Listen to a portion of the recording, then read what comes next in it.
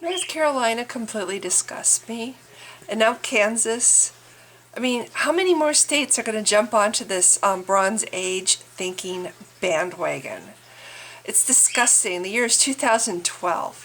And it's disgusting. It's like, why are we suddenly going back to the Dark Ages? Why? What is this? Is this backlash from the Republicans, the GOP? They can't stand the fact that we had a black president for 4 years, and ooh, their power is being threatened. So now they have to have backlash and attack everybody. They need to get their power back, right? Is that what it is? Or is it about the Bible? Is it because, we're feeling like there's not enough Christianity in this country? First of all, it's a book. It's just a book. It's published just like any other book. It's made out of paper and ink. And it was a collection. It's an anthology. You know, people write anthologies. You could go buy them in the store. An anthology of science fiction short stories. You know, it's a collection of stories. It's an anthology. It's a collection of myths and legends. That's what the Old Testament is. And the New Testament? Well, let's see. The 4 Gospels? Nobody knows who wrote them. They were all written at least 60 years after Jesus Christ died, assuming there was a Jesus Christ, which I don't think there was. There was no proof. There was no evidence. Nobody wrote about him. There's nothing written about him by anybody. And Josias, or whatever his name is, that's a proven forgery. You know, okay, so the only thing about Jesus in all the books that have ever been written are in the 4 Gospels, which were written by anonymous writers at least 60 years after his alleged death.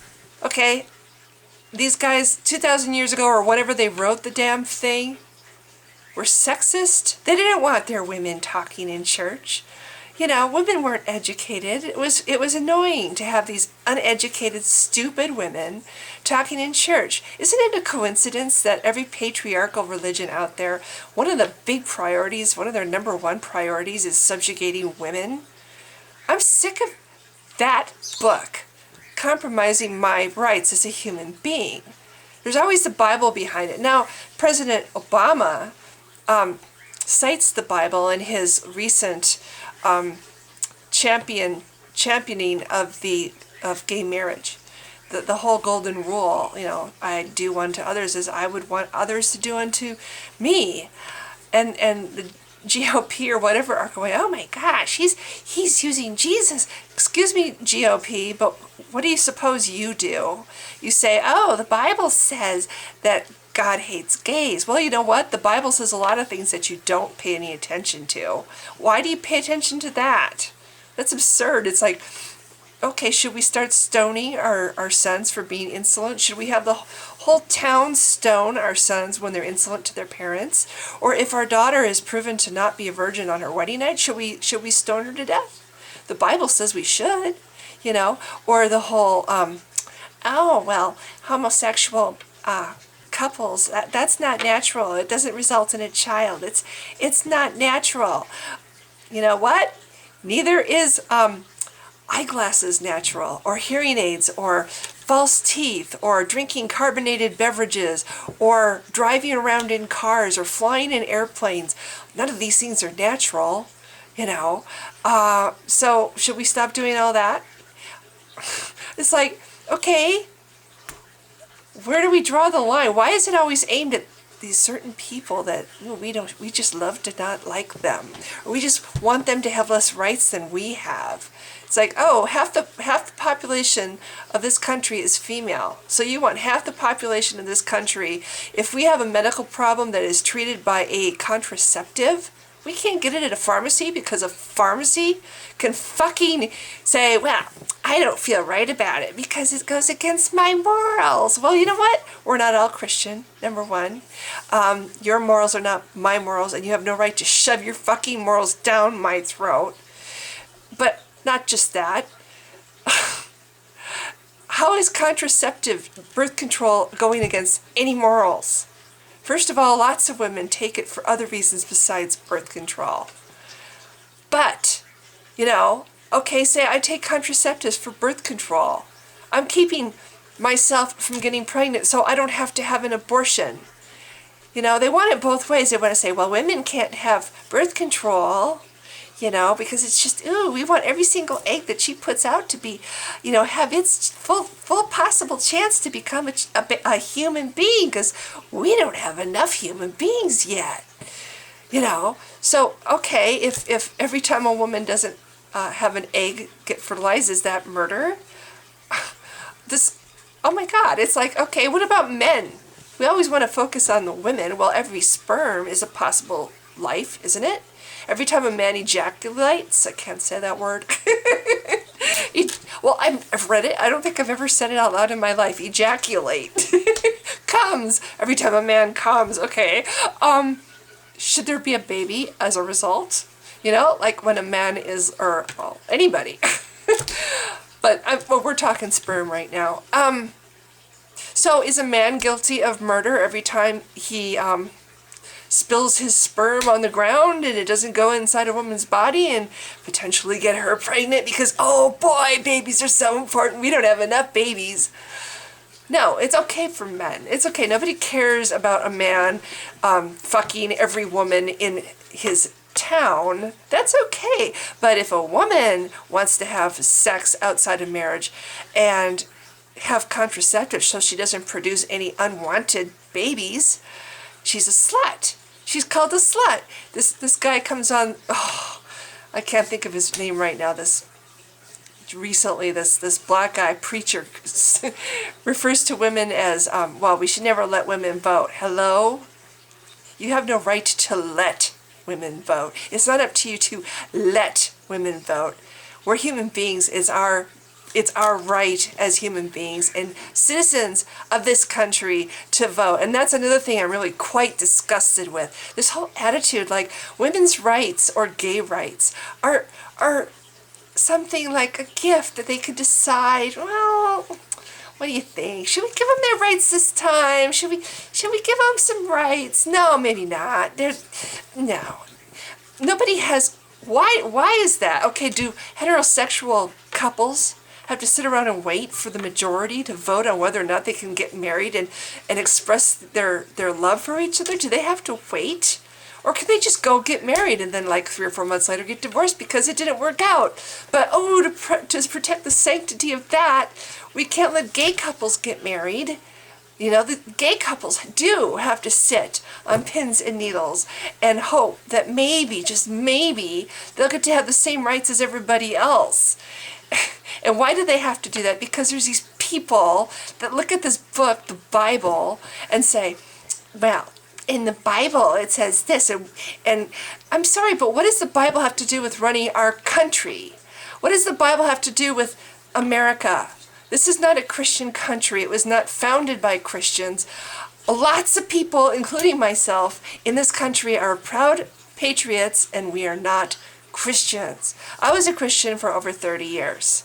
I wanted to get in the Navy more than anything when I was in my early 20s. My dad was in the military. My dad died when I was 6. I had nothing. I had no idea what I wanted to do with my life. And more than anything, I wanted to get in the Navy. And I was overweight. I went through some serious starving, self-starving. I had my braces taken off early. That's why my teeth are crooked on the bottom. You know, because I so badly wanted to get in the Navy. I took the written test. I was going to be an air traffic controller because I scored pretty high on the test.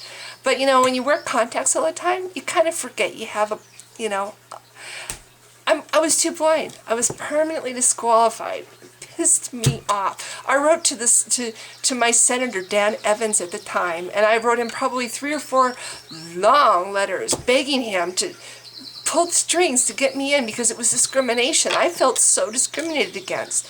I wanted to go in the Navy. I wanted to serve my country.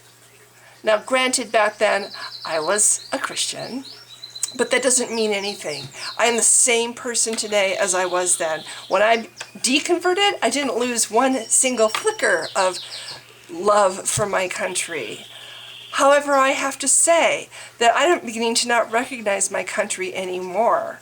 Between what's going on, this attack against women, like suddenly, why is our rights back on the table yet again. I mean, as long as I can remember, every 4 years I've been like, oh my God, anything to keep the Republicans away from the House or from the presidency, because I don't want to lose my rights. What kind of deal is that? Half the people in this country have their rights depending on whether or not the government, I mean, do men ever have that? Do men ever have their rights on the table on a regular basis? I'm sorry, it's not fair. This is our country too, and I don't care what the stupid Bible says about women. This is a take on from people 2,000 years ago who were sexist pigs. Times have changed. Women are successfully holding down jobs, raising families by themselves. I was raised by a single mother. My dad died when I was 6. My mother, I only found out about 6 years ago, had paranoid schizophrenia. I didn't know. My mother raised myself and my brother. We had a nice house in a middle-class family, in a middle-class neighborhood. We had a car. We never had welfare. We never used food stamps. We went to school like everybody else. We had normal, pretty, normal lives. My mother worked her ass off to raise us. There was back then no help for single women with children. There was no support groups back then. My mom did strong woman. How dare, men think that and I'm not saying all men, there's some really great men that actually have a clue and say, oh my God, how can they do this to women? I mean, hello, have we not evolved yet? I'm so sick of the fucking GOP throwing the Bible at me and telling me that, according to this, I have no authority. I should not have any authority over men or teach or whatever, I'm just totally on a rant, but I'm sick of it. I think North Carolina is I mean, shame on you. Oh my God. I cannot believe that what they've done to not just gays in North Carolina, but, hello. Pretty quick they're going to say that, if you're too old to have children, you can't get married. Or if you're two adults, man and a woman, but you don't want to have children, you can't get married. Newsflash, the world is so badly overpopulated. Why, what's the big thing about having 1 million babies? Don't you think we have enough babies? Half the world is starving. Sorry for the rant, but I am really, really angry. I'm sick of this whole fucking thing. Now Kansas and their stupid pharmacy thing. Oh my God. Okay, so if a pharmacist feels morally uncomfortable about letting a smoker buy cigarettes, can they tell the smoker they can't have the cigarettes? Or if somebody doesn't want to sell somebody alcohol because, their brother's an alcoholic and they don't like promoting this stuff, can they deny somebody from buying beer because they feel uncomfortable selling it? How come it's just women and contraceptives?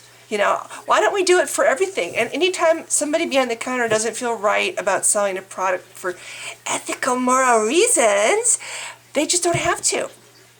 Why just women get to have this wonderful, whatever. I'm sorry, but I hope to God we don't get a Republican in the White House. I would vote for my cat before I would vote for any Republican ever. And, it's too bad because maybe some of them would actually be good leaders, but unfortunately they all seem to want to put women as, take away our rights. So fuck them. I'm never going to vote Republican. And that's it. And goodbye.